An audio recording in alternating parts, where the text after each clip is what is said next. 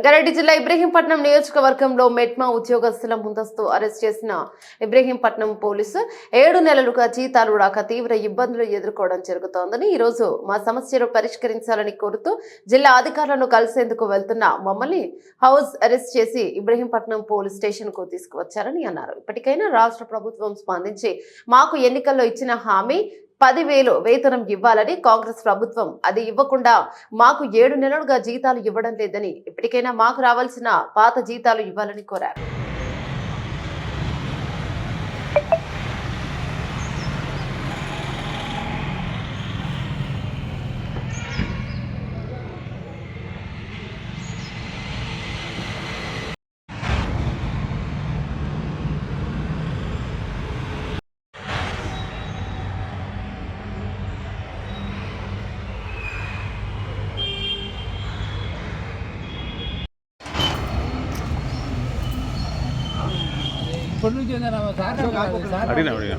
అడిగినా ఏం బాగా నీకు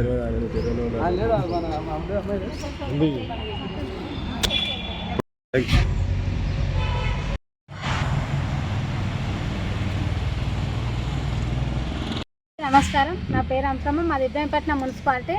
ఇబ్రహీంపట్నం మున్సిపాలిటీ నుంచి మాకు మెట్మా ఆర్పీలము మాకు జీతాలు రాక 7 నెలలు అవుతుంది. 7 నెలల సంది మాకు జీతాలు రాక మాకు ఇబ్బంది అవుతుంది. మాకు ఇచ్చేదే 6,000 జీతము. 6,000 జీతం కింద 7 నెలల సంది ఇస్తలేరు. మేము మా యూనియన్ కలిసి మేము ఒక మీటింగ్ పెట్టుకొని మేము మాట్లాడుకుందాము. మా హెడ్ ఆఫీస్లో ఒక లెటర్ ఇచ్చి మాకు జీతాలు రావాలని మేము పోదామని మేము ఈరోజు రెడీ అవుతున్నాము. అన్న మూమెంట్లోనే ఈ ప్రభుత్వం మరి ఎక్కడికి వెళ్ళి రిపోర్ట్ తీసుకుందో మాకు తెలియదు.